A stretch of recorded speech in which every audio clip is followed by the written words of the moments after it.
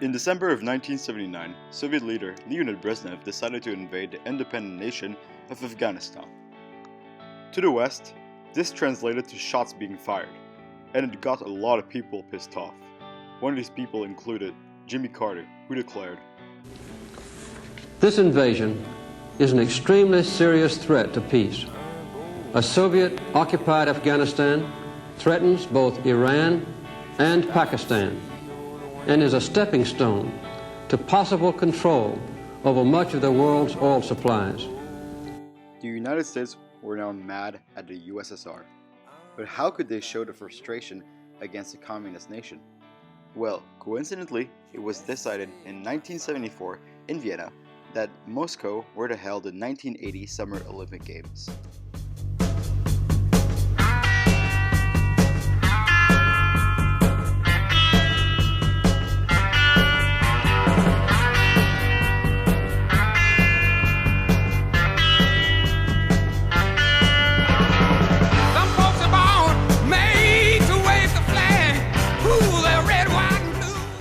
Fun?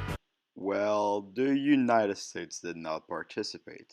Jimmy Carter was so pissed that he ordered a boycott on the games. I mean, what were US athletes supposed to do? They couldn't just all become aerobics teachers on national TV.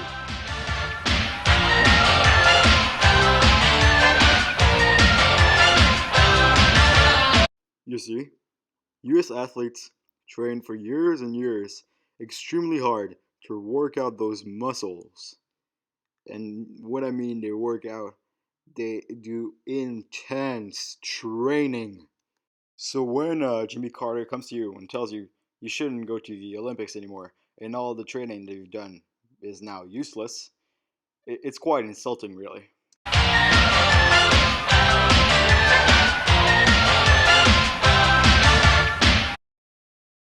Jimmy Carter knew he was going to lose his next election. After all, his handling of the Iran hostage crisis was just so awful that the United States people just did not want to vote for him again. And Jimmy Carter, in order to win his next election, had to step up his foreign policy.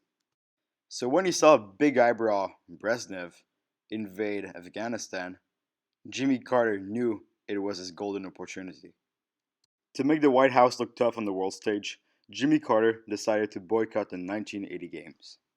His call was right in a way. 55% of Americans agreed with his decision. On the other hand, American athletes hated the call, and so did many other Western nations, because they did send their athletes to the Olympic Games, unlike the United States. Even sadder thing occurred at the 1980 Olympic boycott. Huge broadcasting corporations were not able to make as much money as they hoped to make that year. You see, broadcasting corporations make usually tons of money out of broadcasting fees and commercials during hugely watched sporting events. So when no American athletes were participating in the 1980 Games, well, no money went to the corporations, and that made him really sad. They just became really sad. In 1976, in Montreal, at the Olympic Games, a Romanian athlete came to light.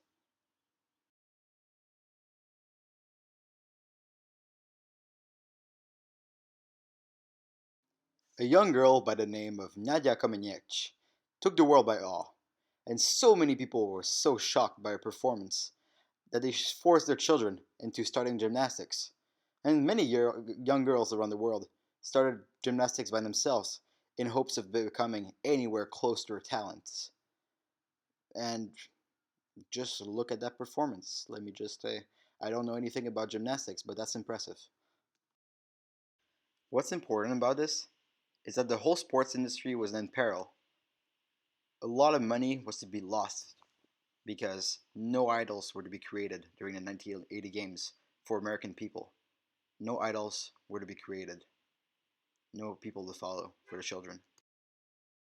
To summarize it all, the government of the United States of America failed to abide to the principles of the Constitution under the presidency of Jimmy Carter, as it failed to provide for the common defense of the American people, since it worsened tensions with the government of the United Soviet Socialist Republics.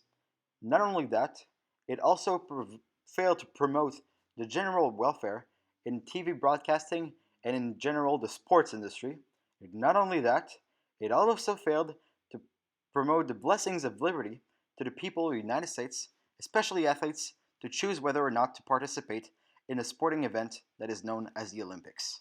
Thank you, and enjoy the rest of this presentation of people dancing.